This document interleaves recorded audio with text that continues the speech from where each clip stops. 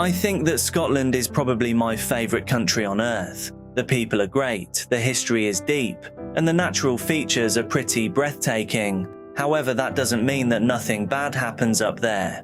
Wherever human beings live, bad things can and usually will happen. This week's videos will all orbit Scotland, and today we're kicking it off with 3 disturbing true crime cases. That's enough from me though, let's get this video properly started. Love ya.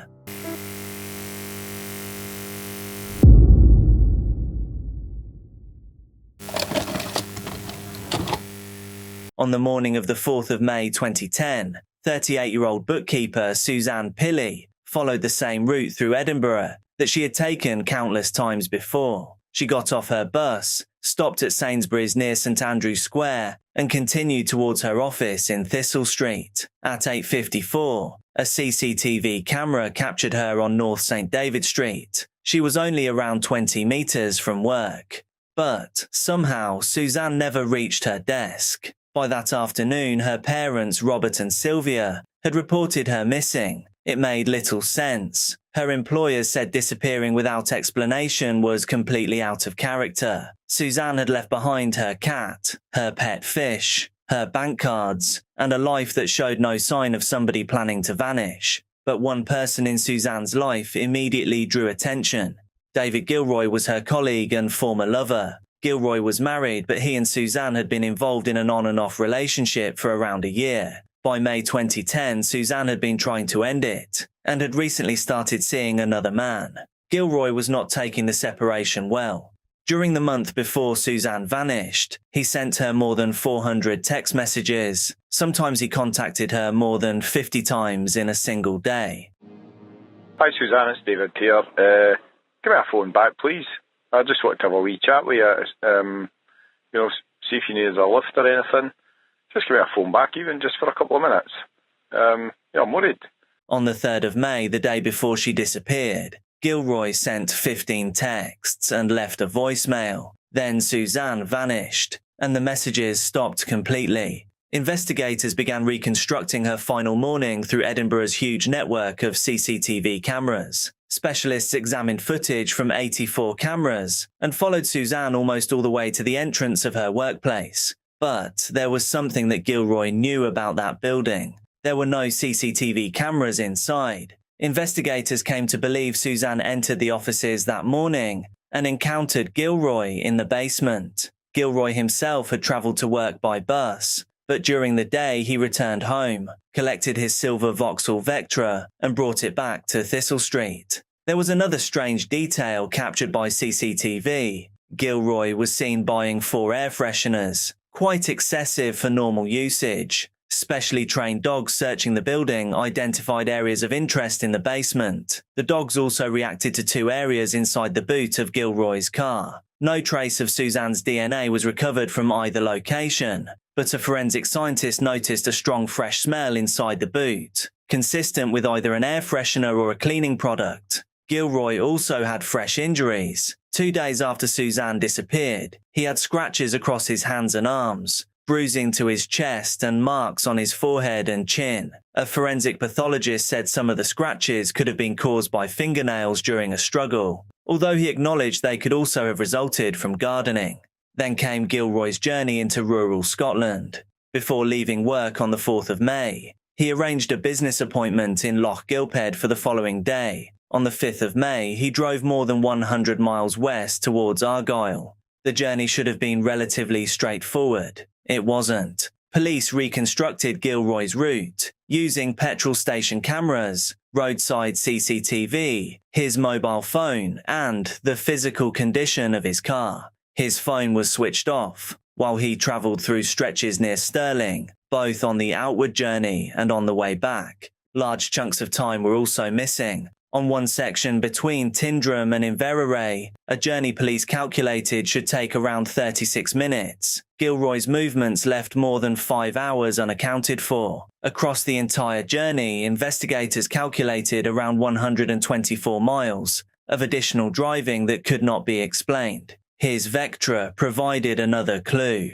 The underside had fresh scrape marks and suspension damage, while vegetation was caught underneath the vehicle. Investigators believe the car had travelled away from normal roads and onto rough forest tracks. There was also an umbrella. CCTV showed a red and white Golf umbrella sitting on the rear parcel shelf during part of the journey. On the way back, it had disappeared from view, suggesting it had been moved into the boot.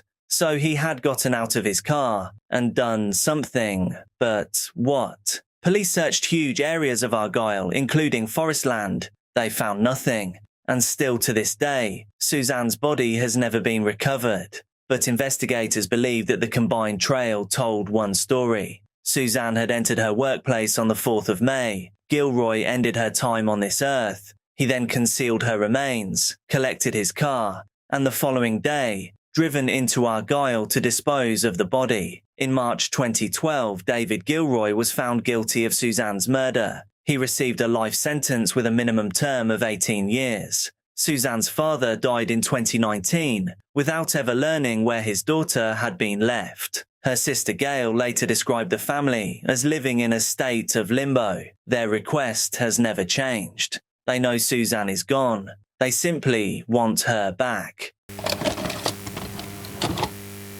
In September 2006, a 23-year-old student named Angelica Cluck was spending the summer in Glasgow, earning money to help fund her studies at the University of Gdansk. She was working as a cleaner at St. Patrick's Church in Anderston, where another worker had begun referring to her as his wee apprentice. He was a thin 60-year-old handyman who called himself Pat McLaughlin. But there was one glaring issue here. Pat McLaughlin did not exist. And then Angelica disappeared. She was last seen on September the 24th. During a search of the church, an expert spotted an imperfection in the floor. Beneath it was a small hatch, only around 28 by 18 inches, covering an underground space. Devastatingly, Angelica was inside. She had been seriously violated, subjected to an extreme physical attack, and struck repeatedly with a sharp implement. Evidence indicated she may still have been alive when she was concealed beneath the floor.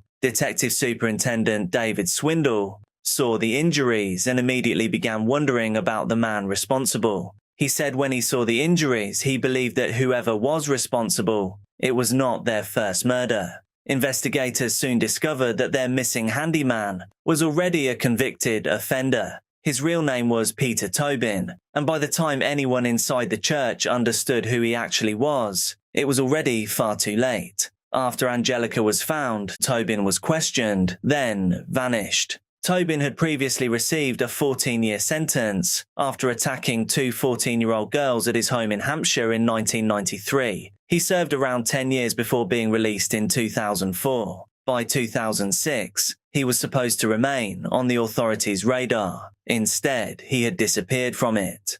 Tobin fled Glasgow and reached London, where he checked himself into hospital using yet another identity, telling staff his name was James Kelly. A nurse recognised him from media coverage. When PC Alan Murray approached the patient and began asking who he was, Tobin interrupted him.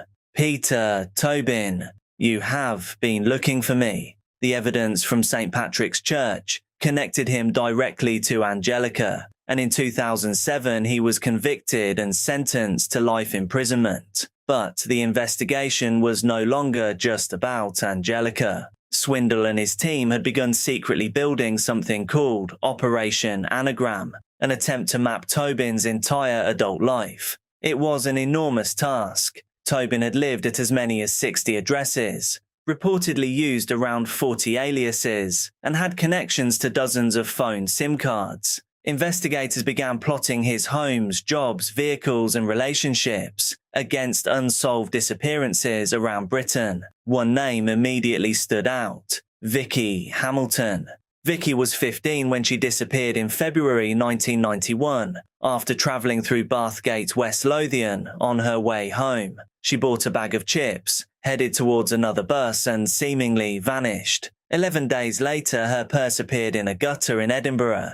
For 16 years, nobody knew what had happened to her. Operation Anagram established that Peter Tobin had been living alone in Bathgate when Vicky disappeared. A search of his former house uncovered a dagger-style sharp implement hidden in the loft. Traces of Vicky's DNA were found on it, but there was still no Vicky. The next lead took investigators hundreds of miles south. Another teenager, 18-year-old Dinah McNichol, had disappeared in August 1991 while hitchhiking home from a music festival in Hampshire. Her friend had been dropped near the M25. Dinah remained inside the vehicle with a driver described as having a Scottish accent. At the time, Tobin was living at 50 Irvine Drive in Margate. A former neighbour remembered Scottish Pete digging an enormous hole in his garden. Tobin claimed he was making a sandpit for his young son. Within days, the hole had disappeared. Investigators searched the garden in November 2007 and found human remains. Swindle initially assumed they had found Dinah. Then came the message he was not expecting.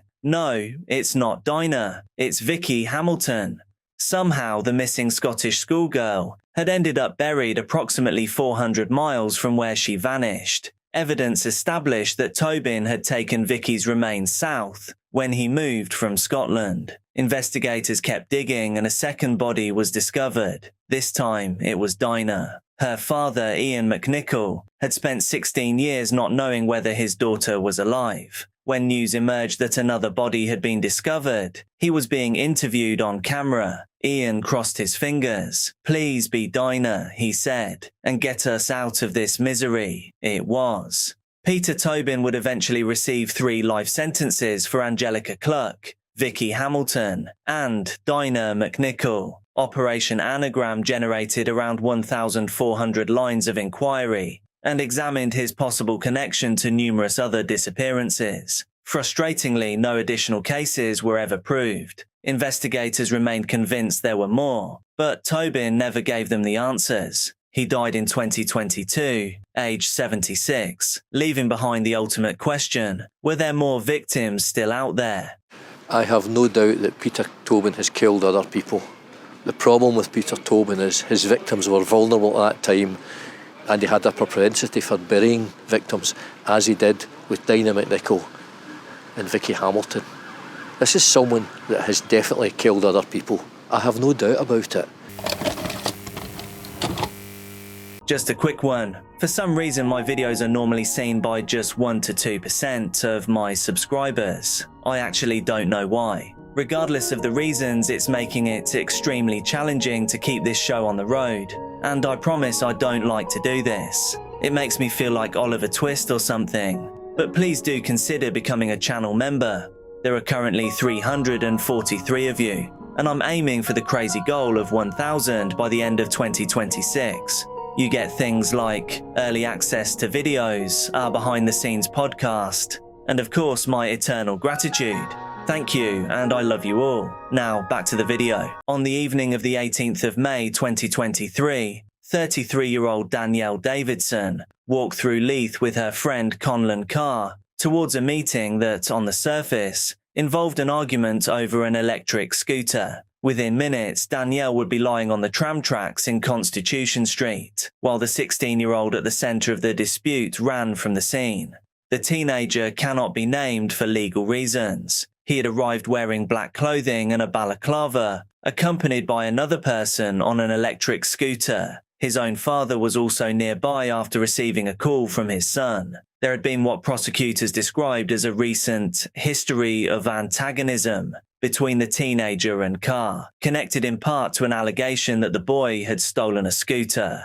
The situation escalated quickly. Carr was holding a sharp implement, while the teenager produced a much larger one from his waistband, later described by his own lawyer as a Rambo or zombie-style blade with no possible domestic use. The boy's father attempted to calm the confrontation, as Carr appeared to try to take the scooter from him. Danielle was standing close by, but there was no evidence she had been involved in any plan to hurt the teenager. There was also no evidence that she posed any threat to him. Then, for a reason even the teenager's own defense team later said he could not rationally explain, he turned away from the person he had been arguing with and went towards Danielle. She was repeatedly struck with the sharp implement and punched. Witnesses heard her shout, "I have been stabbed," before she collapsed onto the tram tracks. The teenager fled. People nearby immediately began calling the emergency services. One witness later described seeing Danielle on the ground as people emerged from the nearby Foot of the Walk pub. Police arrived quickly and began chest compressions before paramedics took over. Danielle was transported to Edinburgh Royal Infirmary, but her injuries were not survivable. She was pronounced dead at 8:50 that evening. To add to the tragedy of the case, Danielle was a mother of one. While emergency workers were still dealing with the consequences on Constitution Street, the teenager was trying to change his appearance. CCTV captured him entering the closed women's toilets inside a nearby supermarket on Duke Street. A few minutes later, he emerged wearing different clothes. From there, he travelled by taxi to another part of Edinburgh and telephoned his aunt and uncle, asking them to collect him. His aunt contacted police and told them what was happening. Inside their car, the teenager began talking. "I have done the crime, so I will do the time," he told them. He claimed people had pulled sharp implements on him and said he was acting in self-defense. Even he described his own weapon as a large Rambo knife and characterized what had happened as a stab or be stabbed situation. But when the case eventually reached the High Court, the footage told a different story. The teenager initially denied murdering Danielle and had prepared to argue self-defense. His trial began in November 2024. Then the jury was shown CCTV footage of the incident. After watching it, the teenager changed his plea. He admitted murder. His lawyer, Ian McSporran KC, told the court that after repeatedly watching what happened, the boy had come to understand there was no justification for his actions. The defense acknowledged that Danielle had been an entirely innocent victim. The background to the teenager's life was complicated. The Home Office had accepted that between 2019 and 2022, he had been a victim of modern slavery, exploited into dealing and criminal activity from a young age. He had first been charged with possessing a sharp implement at 11, and later came to the attention of authorities for offences involving substances, theft, vandalism, and violence. On the night Danielle died, the teenager was dealing controlled substances and was intoxicated after taking multiple substances himself. He had also been made subject to a compulsory supervision order just 8 days earlier. But still, none of that explained why Danielle became his target. In December of 2024, Lord Arthurson ordered him to be detained without limit of time, with a minimum punishment period of 18 years before he could even be considered for release. The judge described Danielle as a vulnerable and defenseless young mother who had simply been in the wrong place at the wrong time.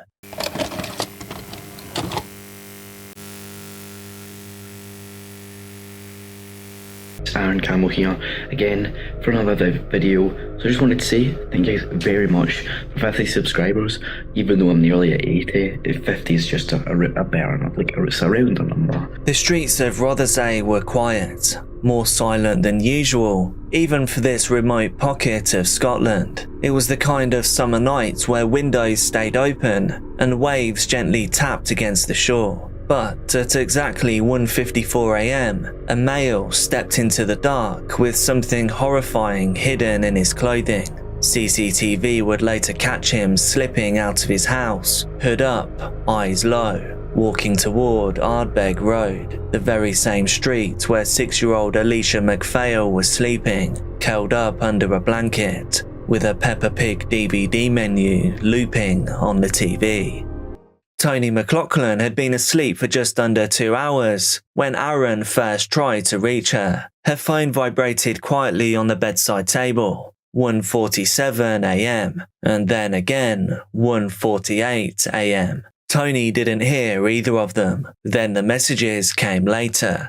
Aaron had once been a regular customer, buying illicit substances from Tony and her boyfriend Robert, who was also Alesha's father. But this arrangement had fallen apart months earlier after a petty falling out, and Tony hadn't spoken to him since. She would later say that she had no idea why Aaron was trying to contact her that night. But we would later discover that his timing wasn't just strange, it was actually chilling. Callum MacPhail's alarm went off just after 6 a.m. He was due to start work early and had a quiet routine. Kettle on, boots by the back door, check on the sleeping household. But today, something was off. The door to Alesha's bedroom, usually shut, but today it was slightly ajar. He peered in, and the bed was empty. As he started checking through the rest of the home, he saw that she wasn't in the bathroom, nor on the sofa, not curled up under a blanket after waking up early. Callum's chest began to tighten. Quickly, the whole family tore through the home, calling her name. They checked everywhere, under beds, inside wardrobes, out into the garden. There they saw her bike and scooter sat untouched. Angela King, Alesha's grandmother, grabbed the phone and dialed 999 at 6:23 a.m. She then made a public Facebook appeal just moments later. Has anyone seen our granddaughter? She's only 6. Please, please help. Angela would later describe watching an ambulance rush past their home, towards the hotel ruins in the hills. In that moment, she felt her stomach sink. If that's my granddaughter up there, Callum told officers, then I want to know. The day before had been almost perfect. She spent it doing the things that she loved, playing at the park, paddling in the sea, laughing on the ferry home from a birthday party that wasn't even hers. She'd made a new friend and chased a balloon along the beach until it popped. She stole a slice of pizza from her dad's plate with a giggle. She was on the Isle of Bute for the first half of her summer holiday, staying with her father, Robert, his girlfriend, Tony, and her grandparents in their seafront flat along Ardbeg Road. That night, Alesha was playful and hyper. Perhaps it was the sugar from the party. She was annoying her grandpa Callum by bouncing on his bed and hitting him with a deflating balloon. And she ended that evening the same way that she always did, with a cuddle. "Good night, Grandpa," she said, and she was tucked in at around 10:30 p.m, and the Peppa Pig DVD was left on. By sunrise, the entire island was looking for her. Locals walked the shoreline. Volunteers from the Butte Resilience Team knocked on doors. A Coast Guard helicopter hovered over rooftops. Angela King's Facebook post spread quickly, and within just minutes, George Williams, who lived near the abandoned Kyle's Hydropathic Hotel, read the status and then joined the search. He walked the wooded path behind his home towards the overgrown hotel ruins, and there, at 8:54 a.m, the search was over. In the trees, lying on her side in the dirt, was that small, fragile body, with no clothing. George crouched down and checked for a pulse. Then he stood, trembling, and dialed 999. His words, "I found the wee girl. She's dead." Paramedics arrived within minutes, followed by the first police unit. Detectives quickly confirmed the unthinkable. This was Alesha. They later calculated the walk from her bed to this location would take just 15 to 17 minutes. When police examined the soles of her feet, they found no marks, no dirt, and no damage. So this meant that she hadn't walked to her final location. Instead, she must have been carried. At Rothersay police station, a quiet room had already been prepared. A uniformed officer closed the door behind them. "We found her, but she has passed. She was just 900 metres away, found lying on her side." What I can say is that I confirm now that the body recovered at Ardbeg Road is that of Alesha MacPhail, who was reported missing around about 6:25 on Monday the 2nd of July. What I can say now is that we are treating her death as a murder investigation. When the news spread, everybody seemed to get up and start running about. So I think it was just at that time in the mornings, you know what I mean, where people were waking up or just going to work and realising what had happened. A wee bit later we get word that the body had been found. We were still kind of hoping for the best, which she was still alive and that, and then we found that she was dead a wee bit later. It just shocked everybody. Pathologist Dr. John Williams would later describe 117 injuries, some likely caused by vegetation in passing, but some not. There were signs of smothering, pressure to the face and neck. There had been blunt strikes, and then no real attempt to hide her. Her innocence had been destroyed and then discarded, right there in the woods. And the person that had done this had already gone back home, washed the red off their hands, and gone back to bed.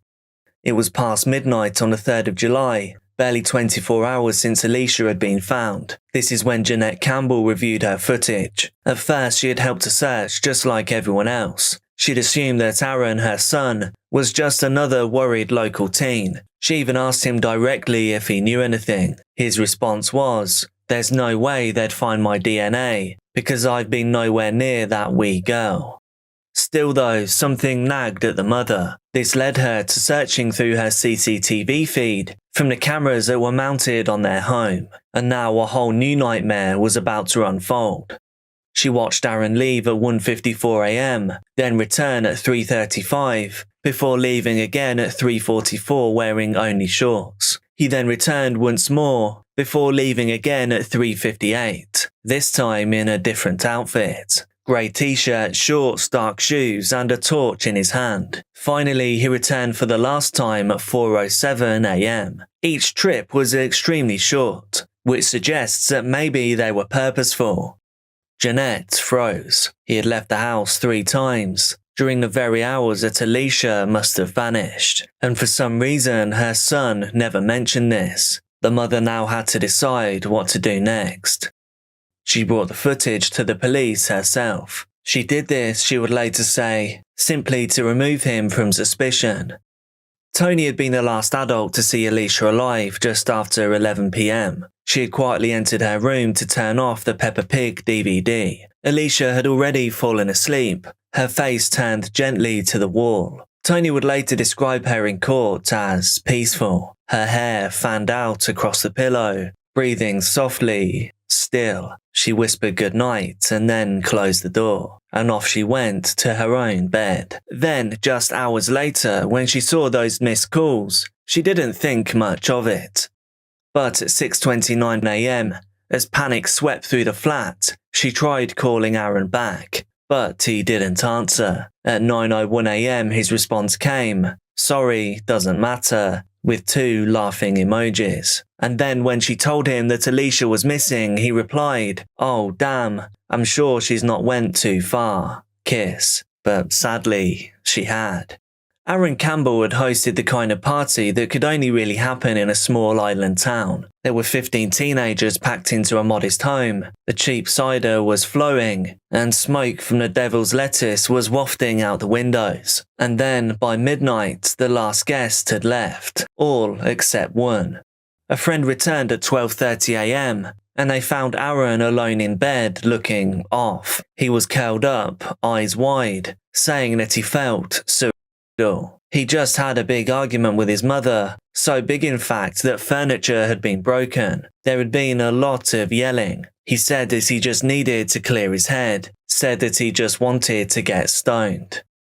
Aaron started messaging people, 3 in total, asking if anyone had any green. This included Robert MacPhail and Tony McLaughlin. Just to reiterate, Tony was not Alesha's mother, but she was the partner of Robert, who was Alesha's father. Nobody that he sent a message to replied, but by then his decision had already been made.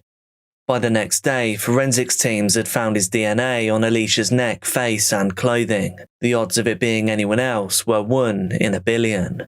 The courtroom was still. Aaron Campbell took the stand himself. He was calm and articulate. He appeared to be unshaken by the whole thing. He told the jury that he had never even met Alesha, that he was out looking for his lost phone, that he had slept with Tony McLaughlin that night, his ex-dealer's girlfriend, and that she had done this to Alesha out of jealousy. He said that she had used a discarded prophylactic from their encounter to plant his DNA on the child's body. Tony broke down during testimony. "I loved her to pieces," she said of Alesha. And Angela King, Alesha's grandmother, described the relationship between the two as great. The prosecution asked Aaron if he understood what it meant to accuse an innocent person of such a crime. Aaron replied without hesitation, "It would be evil." All eyes in the courtroom were on him. He met the prosecutor's gaze, steady and expressionless. It had taken days to present all the evidence. The CCTV, the DNA, the fibre analysis, digital records, Snapchat videos and chilling old messages. But this one single moment, was the trial's clearest window into who he really was. And by the end of it, the jury didn't take long. They deliberated for just 3 hours and made a unanimous decision. He was guilty of abduction. He was guilty of the violation. He was guilty of murder. Today it was revealed that the 16-year-old who killed her was on the radar of police and social services. Alesha's family is now demanding to know why Aaron Campbell was allowed to slip through the net. Something could have been done, that there could have been further action taken to make sure that this never happened. It hurts quite a lot, and on top of that, I don't want anything like this to happen to anyone else. Alesha's family only found out services were involved because of this leaked report. It's Argyll and Bute Council's review of the case, published 6 months ago. It shows Aaron Campbell had been referred to the Youth Justice Service twice, and he was being monitored. But the review says he had not reached their threshold for harmful behaviours protocol. It hurts knowing the fact that they took a look at this person, said, oh, well, we don't think he's that bad yet. It then took the life of my niece for them then to turn around and go, well, maybe we do need to review it. At that point in time, they've failed at their job and they've also failed in their community. A statement from the Council's Health and Social Care Partnership says, we went beyond what's required from an initial review and carried out a thorough multi-agency assessment of what happened. This robust process has evidence that a crime of this nature could not have been foreseen. How do you feel your family's been treated? Shockingly. The judge described the crimes as some of the most wicked and evil that he had ever seen. And this wasn't over yet, because after the verdict, there was still even more to come. Aaron Campbell would eventually speak openly, not to the police nor in the courtroom, but to a forensic psychologist, Dr. Gary McPherson, in a post-trial interview ahead of sentencing. It was a chilling encounter. Aaron described how, when he saw Alesha sleeping, he felt a moment of opportunity. All I thought about was killing her, he said. He admitted absolutely everything, carrying her out to the flat, lying to her when she asked him who he was, then disgustingly violating her before ending her time on this earth. He also described returning to the scene when he realised that he'd dropped his phone and needed to find it. When asked about how he felt about what he'd done, Aaron replied that he was quite satisfied with the murder. He added that it had taken everything to stop laughing during parts of the trial. The psychologist noted that Aaron still experienced fantasies about harming others. This included minors and included those who had already passed. You gave her your top because she was cold. I will not go into the horrific and cold-blooded details of what you said you did to her, but you explained that after you murdered Alesha, you threw your stained clothing into the sea, had a shower, and then went back where you left her to retrieve your phone. Dr. McPherson reports that you told him that over the next few days you were totally unconcerned, other than to be mildly amused that the police had not arrested you. The only sentence I can impose on you is detention without limit of time. In addition, you will be subject to the notification provisions of the Offences Act 2003 for an indefinite period. However, I also have to specify a period which must pass before you can apply for release on parole. Whether you will ever be released will be for others to determine. But as matters stand, a lot of work will have to be done to change you before that could be considered. It may even be impossible. The period I select is known as the punishment part of the sentence, and its purpose is to satisfy the requirements of retribution and deterrence. The parole board will deal in due course with the protection of the public. The nature of these appalling offences and what I have read in the reports make it clear to me that reintegration and rehabilitation, while these are important considerations, are remote possibilities, and neither your best interests nor anyone else's will be served by a speedy return to the community. Nonetheless, the punishment part will not be as long as it would have been had you been an adult. Your sentence will run from 6 July 2018. You will be detained without limit of time, and I fix the punishment part at 27 years. That is all. On March the 21st, 2019, Judge Lord Matthews sentenced him to life with a minimum term of 27 years. He was 16 years old. This was later reduced on appeal to 24 years.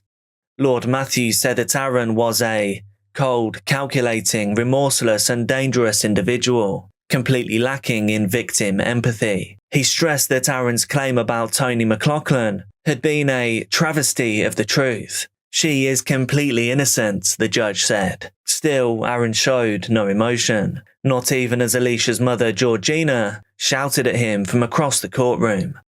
The Isle of Bute never really recovered, not really. A place once seen as safe and scenic became the scene of one of Scotland's most shocking crimes in living history. Alesha's school in Airdrie built a playhouse in her honour. Her classmates helped design it. The public donated £22,000. Her family planted flowers, sang songs and read poems. At her funeral, her uncle called her the brightest thing. Pink ribbons lined the streets. A bubble machine sent soft bubbles into the sky as mourners wept. She had wanted a bubble party for her next birthday, but she would not live to see it. Thank you so much for watching. I'm uploading daily true crime and dark content here on this channel, so make sure that you're subscribed, hit like on the video, and also drop a comment so you get shown more of my stuff. Please do be careful out there, and I'll see you